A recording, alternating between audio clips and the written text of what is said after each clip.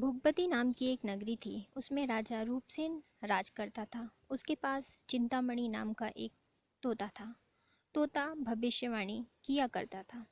एक दिन राजा ने उससे पूछा, हमारा ब्याह किसके साथ होगा? तोते ने कहा, मगध देश के राजा की बेटी चंद्रावती के साथ होगा। राजा ने ज्योतिषी को बुलाकर पूछा तो उसने भी यही कहा। उधर मगध देश की राजकन्या के पास एक मैना थी। उसका नाम था मदन मंजरी। एक दिन राजकन्या ने उससे पूछा कि मेरा ब्याह किसके साथ होगा, तो उसने कह दिया कि भोगवती नगर के राजा रूपसेन के साथ। इसके बाद दोनों को विवाह हो गया। रानी के साथ उसकी मैना भी आ गई।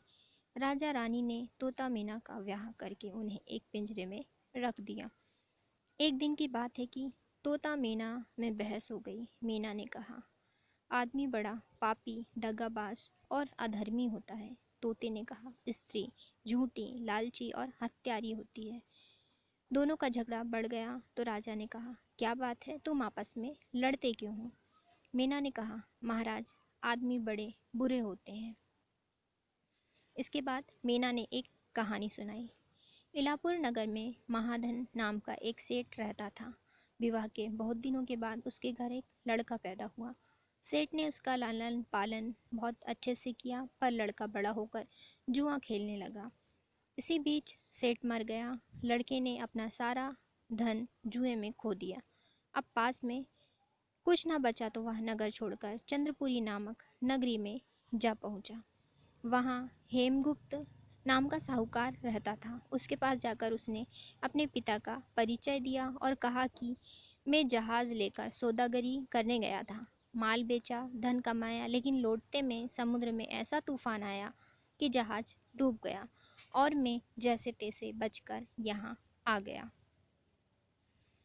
उस सेठ की एक लड़की थी, रत्नावली। सेठ को बड़ी खुशी हुई कि घर बैठे इतना अच्छा लड़का मिल गया। उसने उस लड़के को अपने घर में ही रख लिया और कुछ दिन बाद अपनी लड़की से उसका ब्याह करा दिया। दोनों वहीं रहने लगे। अंत में एक दिन वहाँ से विदा हुए। सेठ ने बहुत सा धन दिया और एक दासी को उनके साथ भेज दिया। रास्ते में एक जंगल पड़ता था। वहाँ आकर लड़के ने स्त्री से कहा, यहाँ बहुत डर है, तुम अपने गहने उतार कर मेरी कमर में बांधो। लड़की ने ऐसा ही किया। इसके बाद लड़के ने कहारों को धन देकर डोले को वापस करा दिया और दासी को मारकर कुएं में डाल दिया। फिर स्त्री को भी कुएं में पटक कर आगे बढ़ गया। स्त्री रोने लगी। एक मुसाफिर उधर जा रहा था। जंगल में रोने की आवाज़ सुनकर वह वहाँ आया, उसे कुएं से निकालकर अपने घर पहुँचा दिया। स्त्री ने घर आकर माँ बाप से कह दिया कि रास्ते में चोरों ने हमारे गहने छीन लिए और दासी को मारकर मुझे कुएं में ढकेल कर भाग गए। बाप ने उसे ठाटस बंधाया और कहा कि तू चिंता मत कर, तेरा स्वामी जीवित होगा और किसी दिन आ जाएगा। उधर वह लड़का जेवर लेकर शहर पहुंचा। उसे तो जुए की लत लगी थी। वह सारे गहने जुए में हार गया। उसकी बुरी हालत हुई तो वह यह बहाना बनाकर कि उसके यहाँ लड़का हुआ है, फिर अपनी ससुराल आ गया। वहाँ पहुँचते ही सबसे पहले उसकी स्त्री मिली। वह बड़ी खुश हुई। उसने पति से कहा, आप कोई चिंता ना करें, मैंने यहाँ आकर दूसरी ही बात कही है, जो कहा था वह उसने उसे बता दिया। सेठ अपने जमाई से मिलकर बड़े खुश हुए और उन्होंने उसे बड़ी अच्छी तरह से घर में रखा।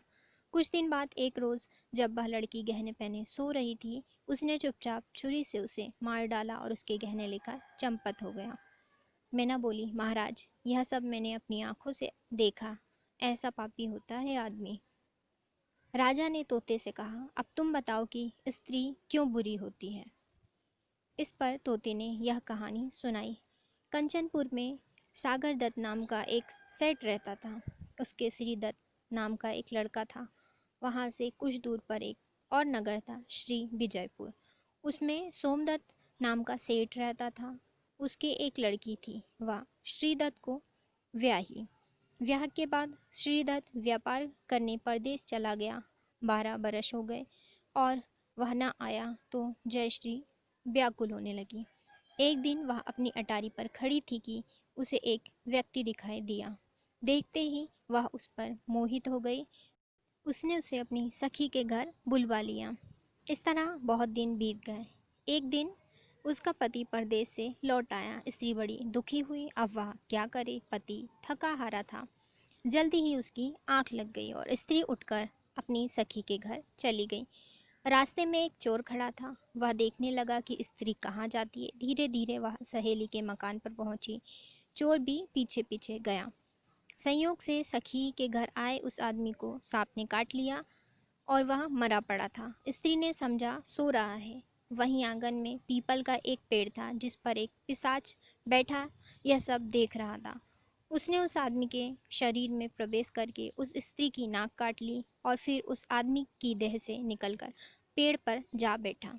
स्त्री रोती हुई अपनी सखी के पास गई। सखी ने कहा कि तुम अपने पति के पास जाओ और वहां बैठकर रोने लगो। कोई पूछे तो कह देना कि पति ने नाक काट ली है। उसने ऐसा ही किया। उसका रोना सुनकर लोग इकट्ठे हो गए। आदमी जाग उठा। उसे सारा हाल मालूम हुआ तो वह बड़ा दुखी हुआ। लड़की के बाप ने कोतवाल को खबर दे दी। कोतवाल उन सबको राजा के पास ले गया। लड़की की हालत देखकर राजा को बड़ा गुस्सा आया। उसने कहा इस आदमी को सूली पर लटका दो। वह चोर वहां खड़ा हुआ सब देख रहा था। जब उसने देखा कि एक बेकसूर आदमी को सूली पर लटकाया जा रहा है तो उसने राजा के सामने जाकर सब हाल सच सच कह बताया। बोला अगर मेरी बात का विश्वास ना हो तो जाकर देख लीजिए, उस आदमी के मुंह में स्त्री की नाक है। राजा ने दिखवाया तो बात सच निकली। इतना कहकर तोता बोला, हे राजा, स्त्रियां ऐसी होती हैं। राजा ने उस स्त्री का सिर मुंडवाकर गधे पर चढ़ाकर नगर में घुमाया और शहर से बाहर छुड़वा दिया। यह कहकर बेताल बोला, राजा बताओ कि दोनों में ज़्यादा पापी कौन है। राजा ने कहा स्त्री। बेताल ने पूछा कैसे। राजा ने कहा आदमी कैसा ही दुष्ट हो उसे धर्म का थोड़ा बहुत विचार रहता है, मगर उस स्त्री ने तो अधर्म किया इसलिए वह अधिक पापिन है। राजा के इतना कहते ही बेताल फिर पेड़ पर जा लटका। राजा लौट कर गया और उसे पकड़ कर लाया। रास्ते में बेताल ने 5वीं कहानी सुनाई।